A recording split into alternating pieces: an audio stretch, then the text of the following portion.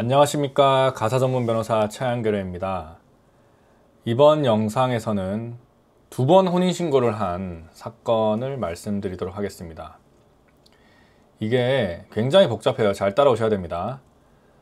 그 상간녀는 어떤 주장을 하냐, 원고 배우자가 내 혼인신고가 무효다 라고 하는 것을 믿었다 라고 주장을 해요. 야, 이렇게 따지면은 이제는 그 당사자의 혼인관계가 유효인지 무효인지를 또 확인하기 위해 가지고 또 변호사 상담을 해야 되는 그런 시대가 오지도 않을까라는 생각도 드는데, 일단은 이번 사건 일단 혼인신고 하셨던 할아버지들이에요.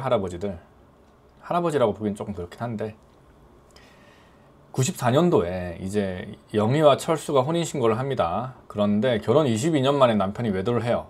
야, 오래 참았어요. 22년 만에 외도면은 박수 쳐줄 만도 하죠. 그래서 2016년경쯤에 철수와 옥순, 우리 또 옥순이 이쁘잖아요.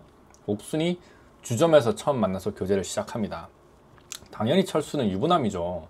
영희가 있으니까. 그런데 2017년도 중순경쯤에 철수가 옥순에게 사실 나 유부남이야 라고 말을 해요.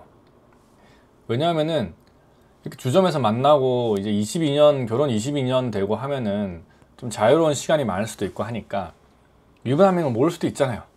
그래서 한 1년 정도를 속인 다음에 알립니다. 알림에도 불구하고 동거를 시작해요. 그리고 동거를 시작을 하면서 철수는 아내 영희와 이혼을 준비를 하죠. 속여요. 살짝 속이면서 협의원 하자. 우리 인생이 뭐가 있냐. 우리 그냥 다 큰 아이들 그냥 한테는 좋은 엄마 아빠가 되겠는데 그냥 따로 살자 이러면서 협의를 해요. 이때 우리 아까 상간녀 옥순이가 철수와 영희가 이혼한 것으로 당연히 믿고 철수를 자신의 어머니께 소개까지 하는 등으로 동거관계를 굉장히 깊게 이어나가요. 근데 문제가 철수와 영희가 1년 뒤쯤에 다시 혼인신고를 합니다. 와, 굉장히 복잡하죠. 이게 뭔가 왜 혼인신고를 했는지 나 도저히 이해가 안 돼. 내 생각엔 철수 말고 영희 씨가 뭔가 큰 로또에 당첨이 된 게 아닌가라는 생각도 들면서, 우리 주위에 이런 사람들이 있어요. 아니, 뻔하게 동거하는 여자가 있는데도 다시 또 전 배우자랑 또 혼인신고를 합니다. 그런데 이제 그때쯤에 영희 씨, 이제 본처가 자기 남편 철수 휴대폰에서 옥순과 애정 표현을 한 문자를 발견하고 동거까지 한 사실을 당연히 알죠. 동거 내용이 있습니다. 그래서 나이도 좀 지긋하게 드셨고, 사실 뭐 그렇게 지긋하게 드셨던 분들은 아닌데, 이제 영희 씨가, 이제 본처인 영희 씨가 그 동거녀 옥순의 직장을 찾아가서 내가 철수 아내다 라고 밝혀요. 더 이상 만나지 마라 라고 하는데, 옥순도 조금 아리까리 했나 봐. 너네 분명히 이혼했다라고 들었고 협의혼 완료 이런 것까지 다 보여줬는데 조금 애매하다라는 생각을 했나 봐요. 그래서 그냥 무시한 거야. 그래서 영희의 경고도 무시를 하고 철수와 여행을 다녀오고 동거관계를 계속해요.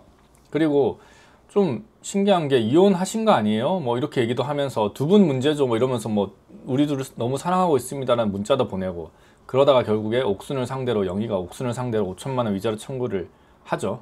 그리고 또 이렇게 소송 받으니까 돈이 엮이면은 사실 청산이 되거든요. 그래서 바로 옥수는 이제 다른 남자 만나버려요. 더 좋다는 사람 만나버리지. 이렇게 소송 거는 이런 사람도 안 만나거든요. 그래서 청산을 하는데 1심은 어떻게 하냐, 1,500만 원 줘라라고 판단을 해요. 근데 여기서 언제부터 그 부정행위가 시작이 되는지를 법원이 판단을 하는데, 굉장히 법원도 열심히 판단해 주셨어요. 옥순이 영희로부터 내가 철수의 아내다라고 말을 들은 그때부터 불법행위가 시작했다라고 봐요.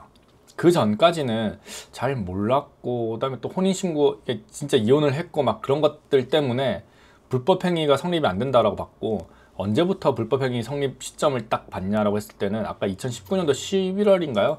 그때 다시 혼인신고를 했고, 이제 옥순에게 찾아가가지고 영희 씨가 찾아가서 내가 철수 아내입니다 라고 다시 말했던 그 시점부터는 확실하게 부정행위가 성립이 된다. 그리고 그 혼인관계 중이라고 다시 뭐 이혼이 아니라 혼인신고 했습니다 라고 하면은 그때부터는 안 해야 되는데 문자 막 보내고 한 것들 다 정신적 고통에 이제 정신적 고통을 주는 행위다라고 봐가지고 1,500만 인정한 거고, 옥순이는 또 어떤 얘기를 하냐면은 그 속았다라는 내용을 계속 얘기를 해요. 우리 피고 상간녀분께서는 그런데도 너는 원고의 존재를 확실히 알고 있었다라고 해서 받아들여지지 않았고요. 그리고 근데 옥순이는 너무나 억울했나 봐. 그래서 항소심까지 갑니다. 항소 이유는 간단했어요. 그 옥순이가 철수와 동거를 시작을 했을 때 그때 이혼 상태였다는 거예요. 진짜 그때 협의혼 상태였다. 그거 맞는 것 같아. 그리고 또 다시 영희 씨와 철수가 혼인신고를 하잖아요. 한 번 더 하잖아요. 그게 철수가 뭐라 그러냐면은 이건 무효라고 해요. 무효. 내 와이프가 그냥 가서 한 거야. 나는 몰라. 내 와이프가 그냥 해가지고 이건 무효야. 이렇게 얘기를 하는 철수의 말을 믿었다. 영희 씨가 일방적으로 혼인신고를 한 거다라는 철수의 말을 믿었기 때문에 옥순이는 고의가 없습니다라고 주장을 하는데 그렇지 않다라고 해요.